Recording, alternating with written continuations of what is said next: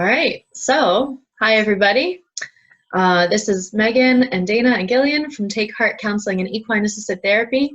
And we are also going through this whole pandemic and trying to figure out how do we do life during a pandemic and how do we serve people and do our work during a pandemic. And so one thing that we came up with is we want to have mini discussions on mental health topics that are relevant and helpful to you guys. And so the first one we decided to talk about is self-regulation techniques that actually work, because so many people are like, yeah, I tried my deep breathing, it doesn't help. And so we want to talk about what are some things that you can actually use today, now, anytime, indoors, outdoors, things that will actually help. And that being said, I think it's important to note that these are skills, coping skills. They're not coping talents or gifts or natural, tendencies. And so they do take practice. So it's okay if you try these things and they don't work the first time or two. Give them a few tries and kind of see what you like, see what seems to help a little bit, and then build on that, just like any skill.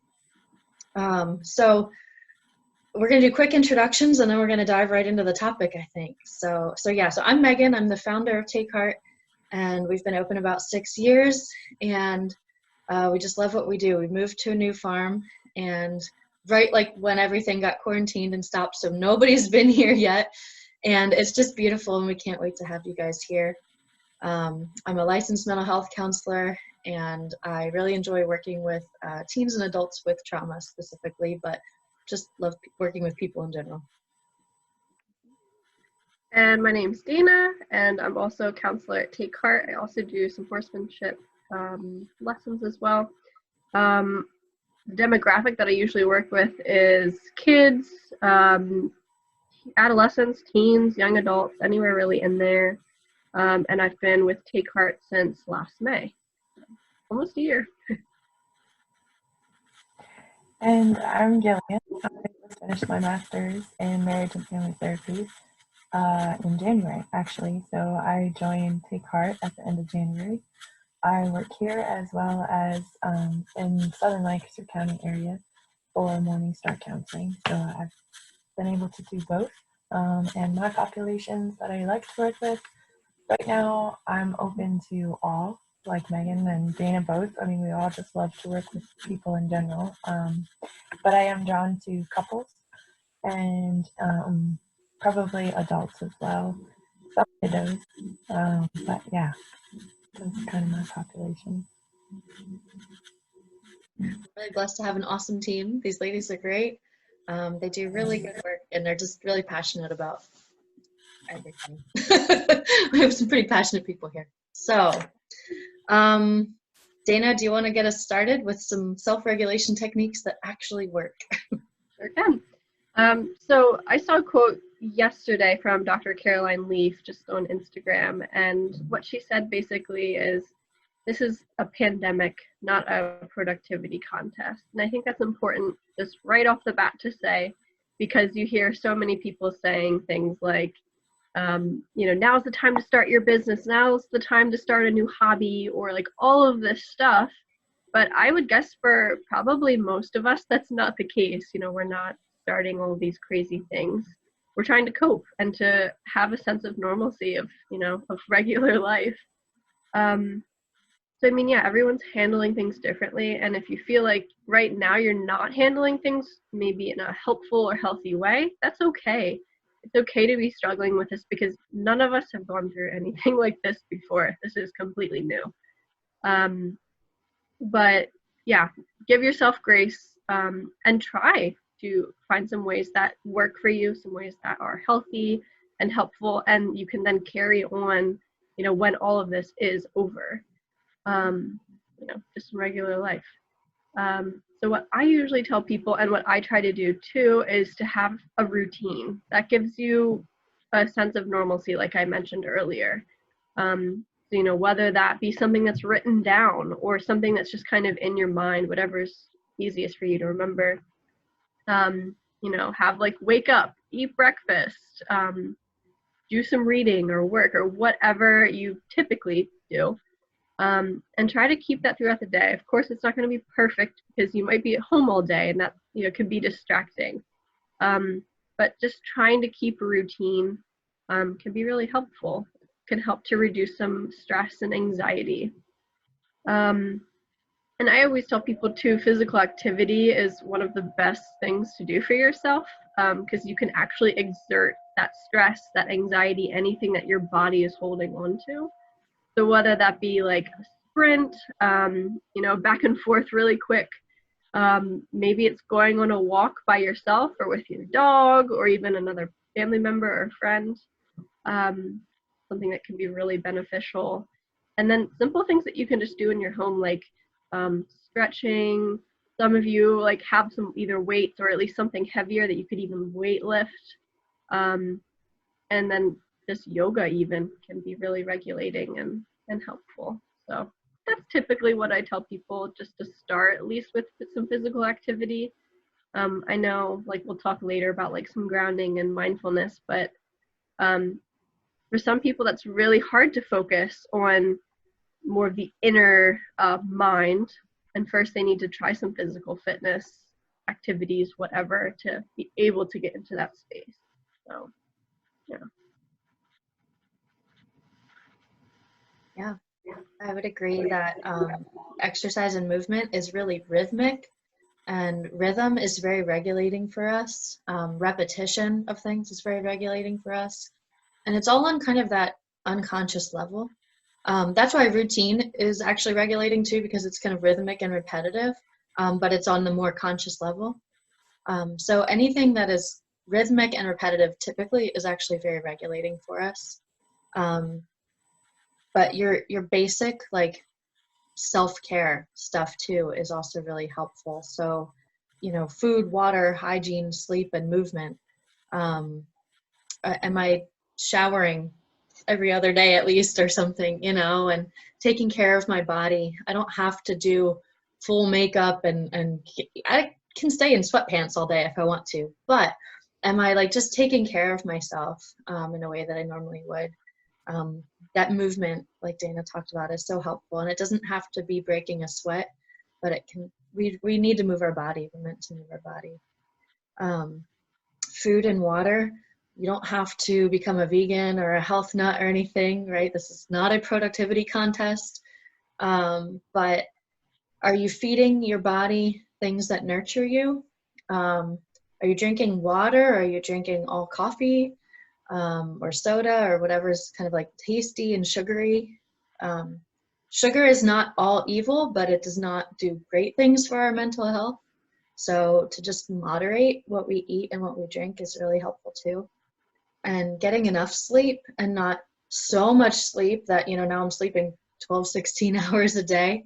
Maybe once in a while we might need to catch up on our sleep, but if every day we're getting too much sleep, we're going to really mess up our body's rhythm.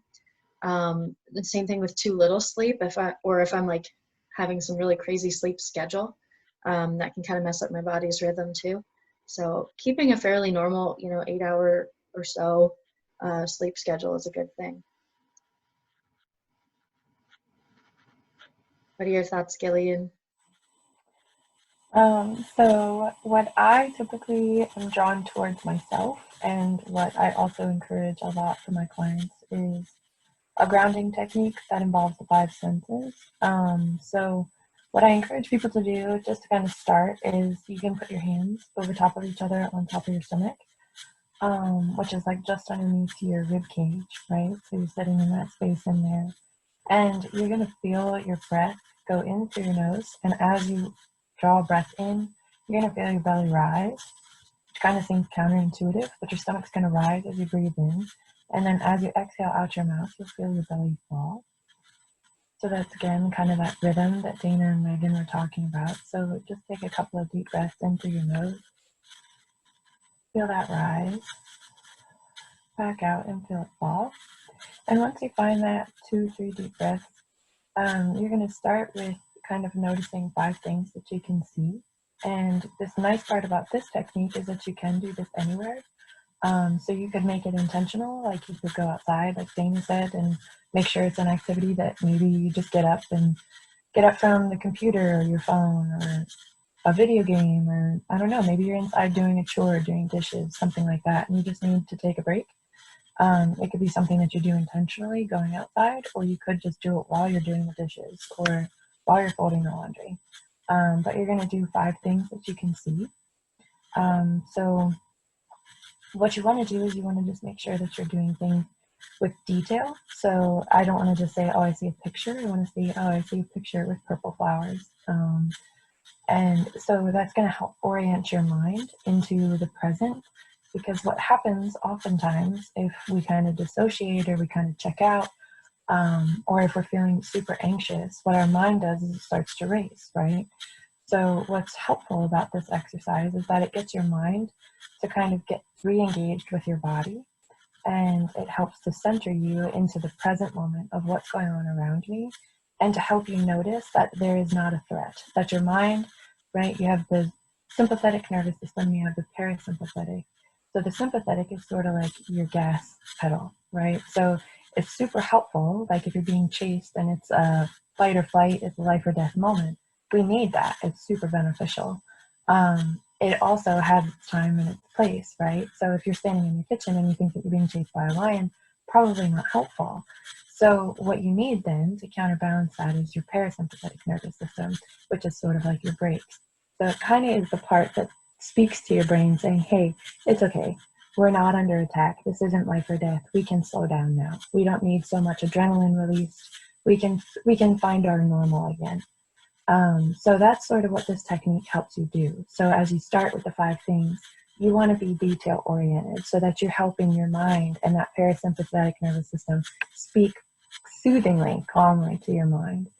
So you're going to do 5 things that you can see, all the while taking those deep breaths in, feeling that rise and fall. And then you're going to move down to 4 things that you can touch, or 4 things that you can feel. And you're going to notice those. It could be that I feel my feet on the floor. I feel a blanket over my legs if you're sitting down, right? So whatever's orienting to your situation, all the while still feeling that rise and fall of your stomach as you draw in through your nose, release out through your mouth. Then you're going to move down to 3 things that you can hear. So I can hear the birds chirping outside. I can hear a creak of a door open and close. And as again, you're feeling that rise and fall, you can move to 2 things that you can smell. There's no pressure if you can't smell anything, it's totally fine, but just be aware. Listen to your body. What's it saying? What's it noticing? And then you're going to move down to 1 thing that you can taste. Again, no pressure if you can't, totally fine. If you can, awesome. Note it, pay attention to it, and then just take some more deep breaths in through your nose, out through your mouth to keep yourself centered, and then you're finished with your exercise. That's a helpful grounding technique, and something else that I like to do for myself is to just make sure that I do get outside, even if it's just sitting on the front steps and just kind of looking around. Sometimes that's all I need. It doesn't have to be anything crazy. And with grounding techniques too, it can be super helpful, even just in a part of your routine, right? So you're brushing your teeth. Just notice, what do I hear? What's the sensation like for brushing your teeth in the morning, right? It doesn't have to be wild things, and you don't have to be like, oh, well, what did she say? Was it 5 things that I could taste and 2 things that I could smell? I can't remember. That's totally fine. It's just more about paying attention to things. And it could be as simple as brushing your teeth, or when you're in the shower, what am I thinking? What are my thoughts? What do I hear? What do I see? So simple things that you can try to implement into your day today to just help your mind kind of get a little more centered and just feel a little bit better about yourself and kind of your situation that you're in.